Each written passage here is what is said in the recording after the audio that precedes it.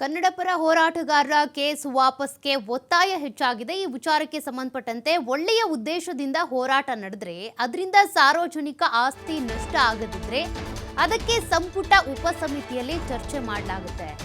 ಬೆಂಗಳೂರಿನಲ್ಲಿ ಗೃಹ ಸಚಿವ ಪರಮೇಶ್ವರ್ ಅವರು ಹೇಳಿಕೆ ಕೊಟ್ಟಿದ್ದಾರೆ. ಒಂದು ವೇಳೆ ಕನ್ನಡಪರ ಹೋರಾಟಗಾರರೆಂದರೆ ಒಳ್ಳೆ ಉದ್ದೇಶದಿಂದ ಹೋರಾಟ ಮಾಡಿರ್ತಾರೆ ಅನ್ಕೊಳ್ಳಿ, ಯಾವುದೇ ಆಸ್ತಿ ಪಾಸ್ತಿ ಹಾನಿ ಆಗಿರಲ್ಲ. ಸಾರ್ವಜನಿಕ ಆಸ್ತಿ ಪಾಸ್ತಿ ಅಂದ್ರೆ ಅಂಥ ಕೇಸ್ ಬಗ್ಗೆ ವಾಪಸ್ ಪಡ್ಕೊಳ್ಳೋದಾ ಏನು, ಅದ್ರ ಬಗ್ಗೆ ಚರ್ಚೆ ಆಗುತ್ತೆ.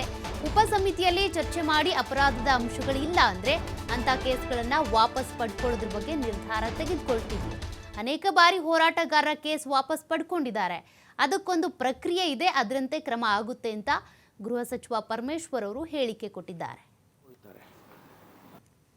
ಯಾರು ಕಾನೂನಿನ ವಿರುದ್ಧವಾಗಿ ಕೆಲಸ ಮಾಡಿರ್ತಾರೆ ಅಂಥವ್ರ ಮೇಲೆ ಕ್ರಮ ತಗೊಳ್ತಾರೆ. ಆಯಿತು, ಯಾವುದೋ ಒಂದು ಒಳ್ಳೆಯ ಉದ್ದೇಶದಿಂದ ಕನ್ನಡ ಪರ ಸಂಘಟನೆಗಳಾಗಲಿ, ರೈತ ಪರ ಸಂಘಟನೆಗಳಾಗಲಿ ಅಥವಾ ಬೇರೆ ಬೇರೆ ಸಂಘಟನೆಗಳು ಹೋರಾಟ ಮಾಡಿದಾಗ ಅದರಲ್ಲಿ ಸಾರ್ವಜನಿಕ ಆಸ್ತಿ ನಷ್ಟ ಆಗಲಿ ಅಥವಾ ಯಾವುದಾದ್ರೂ ರೀತಿಯ ಇಂಥದ್ದು ಯಾವುದೂ ಆಗಿಲ್ಲ ಅನ್ನೋ ಸಂದರ್ಭದಲ್ಲಿ ಅದಕ್ಕೆ ಒಂದು ಕ್ಯಾಬಿನೆಟ್ ಸಬ್ ಕಮಿಟಿ ಮಾಡಿದ್ದೇವೆ. ಆ ಸಬ್ ಕಮಿಟಿಯಲ್ಲಿ ಚರ್ಚೆ ಮಾಡಿ ಹೌದು ಇದರಲ್ಲೇನು ಅಂತ ಅಂಶಗಳಿಲ್ಲ, ಅದನ್ನು ವಾಪಸ್ ತಗೊಳ್ಬೋದು ಅಂತ ತೀರ್ಮಾನ ಮಾಡಿ ತಗೊಳ್ತೇವೆ. ಅನೇಕ ಸಂದರ್ಭದಲ್ಲಿ ಅದನ್ನು ಮತ್ತೆ ಕ್ಯಾಬಿನೆಟ್ಗಿಟ್ಟು ಕ್ಯಾಬಿನೆಟ್ ತೀರ್ಮಾನ ಮಾಡುತ್ತೆ.